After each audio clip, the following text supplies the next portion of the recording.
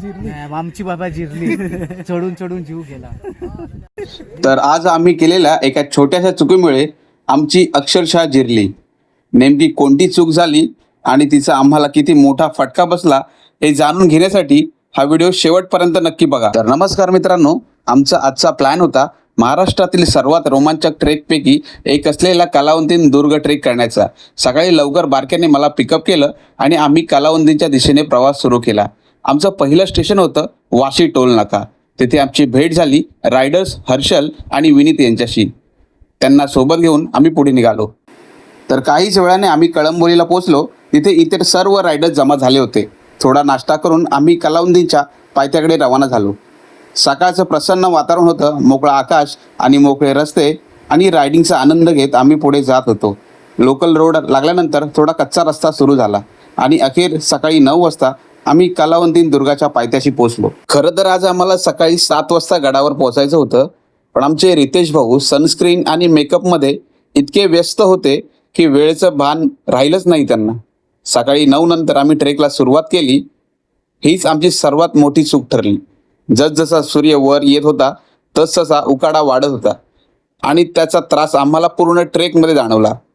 सुरुवातीला रस्ता चांगला असल्यामुळे आम्ही पूर्ण जोशमध्ये चालत होतो, पण जसजशी पायवाट सुरू झाली तसतशी आमची ऊर्जा अजून कमी होत गेली. आणि काय नाही, आपण अर्ध्यापर्यंत आलोय, अजून अर्धा आपल्याला वरती चढायचं. ते सगळे थकलेत आता आणि लिंबू सरबत प्यायला थांबले. दाखवा मेन ब्लॉगर थकला. तुमचा हा ब्लॉगर आहे, त्याची अवस्था जरा बघा. टी शर्ट ओलं झालं. तर वाटेत जिथे जिथे लिंबू पाणी स्टॉल दिसत होते तिथे थांबून आम्ही स्वतःला रिफ्रेश करत होतो. ट्रेक दरम्यान मिळणारे सुंदर दृश्य, सह्याद्रीच्या भव्य पर्वतरांगा आणि निसर्गाचं अप्रतिम सौंदर्य पाहताना मात्र थकवा काही काळासाठी विसरून जायचो. प्रत्येक सुंदर ठिकाणी फोटो आणि व्हिडिओ शूटिंग सुरूच होतं. ट्रेकचा मधला टप्पा पार केल्यानंतर आम्हाला कलावंतीन दुर्ग आणि प्रबळगड असे 2 मार्ग दाखवणारे फलक दिसले. हे दोन्ही किल्ले एकमेकांच्या अगदी जवळ आहेत. थोडा पुढे गेल्यावर एक छोटंसं गाव लागलं आणि तिथून सुरू झाला ट्रेकचा सर्वात कठीण टप्पा. घामाने माझी टी शर्ट पूर्ण भिजली होती आणि शरीरातील ताकदही कमी होत चालली होती. तर तिसरा टप्पा पार केल्यानंतर गडाच्या प्रसिद्ध दगडी पायऱ्या दिसू लागल्या. आता आम्ही अंतिम ट्रेकसाठी सज्ज झालो होतो. त्या अरुंद आणि उभ्या पायऱ्या चढताना प्रत्येक पाऊल खूप काळजीपूर्वक टाकावं लागत होतं. पायऱ्या संपल्यानंतर आमच्यासमोर शिडी आणि दोरीच्या सहाय्याने वर चढण्याचं आणखी एक आव्हान होतं. स्थानिक गावकरी प्रत्येक ट्रेकरला मदत करत होते आणि अखेर आम्ही अंतिम ट्रेक पूर्ण केली. आणि मग आला तो क्षण. अखेर आम्ही कलावंतीन दुर्गच्या शेवटच्या टोकावर पोचलो.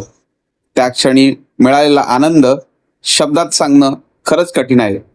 घामाने भिजलेलं शरीर, दमलेले पाय आणि मनात सतत येणारा प्रश्न, मी हे करू शकेन का?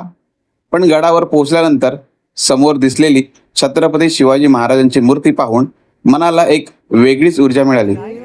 आम्ही काही वेळ गडावर बसून निसर्गाचा आनंद घेतला. आजूबाजूच्या सह्याद्रीच्या रांगाकडे पाहताना पूर्ण थकवा कुठे ना कुठे नाहीसा झाल्यासारखं वाटलं.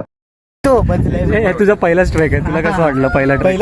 खूप कठीण होतं आणि पहिल्यांदा मी रायगडला गेलेलो, पण त्याच्यापेक्षा पण खूप कठीण आहे. इथे आहे, खूप जिरली माझी. बघायला गेलं तर सेकंड टाइम आलोय गडावरती. फिटनेस 4, फिटनेस 5 झालं. मला कसं वाटलं वरती आला? तर मित्रांनो, असा होता आजचा आमचा कलावंतीन दुर्ग ट्रेकचा अनुभव. हा ट्रेक फक्त एक प्रवास नाही, तर स्वतःची क्षमता तपासण्याचा आणि निसर्गाशी जवळीक साधण्याचा एक सुंदर अनुभव आहे. जर तुम्हाला ही ट्रेकिंगची आवड असेल तर आयुष्यात एकदा तरी हा ट्रेक नक्की करा. आणि एक महत्त्वाची सूचना, पावसाळ्यात हा ट्रेक करताना विशेष काळजी घ्या. येथील दगडी पायऱ्यांवर शेवाळ साचतं आणि त्यामुळे चढताना किंवा उतरताना धोका निर्माण होऊ शकतो. व्हिडिओ आवडला असेल तर नक्की लाईक करा, शेअर करा आणि फॉलो करायला विसरू नका.